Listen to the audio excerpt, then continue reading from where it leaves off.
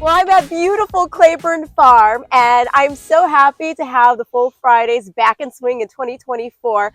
And I'm with Mary Ormsby. And right here is a horse who contested the Breeders Cup Distaff, not once, not twice, but 3 times. Talking about Grade 1 winner, Dunbar Road. She won over $1.6 million. And I mean, the first attempt in the Distaff, 5th. Blue Prize was the winner there. Yep. The second attempt, 3rd. Monomoy Girl. Yep.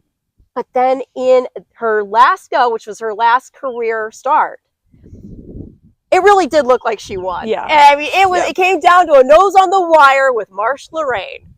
But what a game horse this is. Oh, incredible, incredible racehorse. An Alabama winner, a daughter of Quality Road, by the way, I should say. Yes. And he has consistently produced quality. Yes, yes, he definitely does. Every Quality Road that I've ever seen kind of physically resembles him. She's got the forelock. Yes, has the forelock.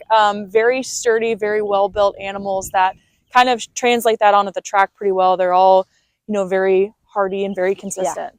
Yeah. She's actually owned by White Birch Farm. That's Peter Brandt. And Peter Brandt and Claiborne Farm have a long-standing relationship. Yes. Can you talk about that? Yeah, so Peter and Claiborne, they've been, we've had a relationship with him for decades.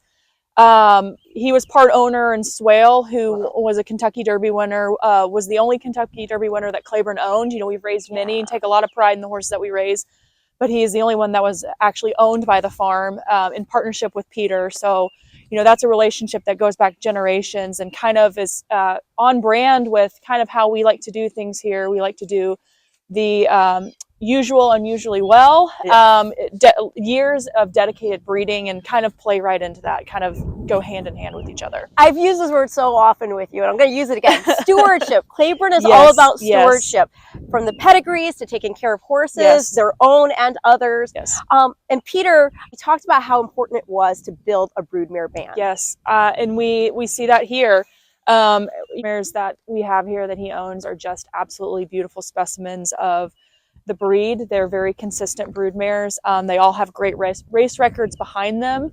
So kind of to be able to back, they can't just be pretty, but they're also fantastic race horses. So, when he got back in strong. And I think that's really been playing out, especially you can really see it this year. He's a part owner in Sierra Leone, who is just an absolutely incredible horse. One of the most impressive bluegrasses I've seen in many years.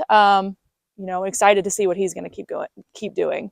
Well, again, just going back to the importance of the root being the mare. Yes. And she brings together so much of what you want to see in a mare. Yes. I mean, she already has the pedigree backing her up, and then from the male influences, again, by Quality Road, she's out of a Bernardini mare.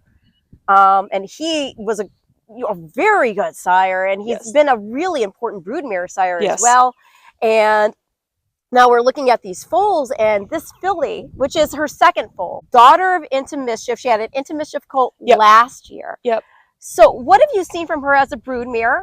And then what have you seen from these foals so far? My number one word is consistent. You can basically copy and paste her yearling with this filly. He's a colt, so obviously a little bit different there, but they look, they're spitting images of each other. What about temperament? Very consistent, very similar temperaments. She's a pretty easygoing mare. She's very pleasant to deal with. We have, 2 very similar personalities in her offspring so far. How do you plan the matings for a maiden mare for those who aren't inside the industry? Because she doesn't have anything to give you an idea of what she does produce yet, obviously. So there's a little bit of guesswork that goes into it.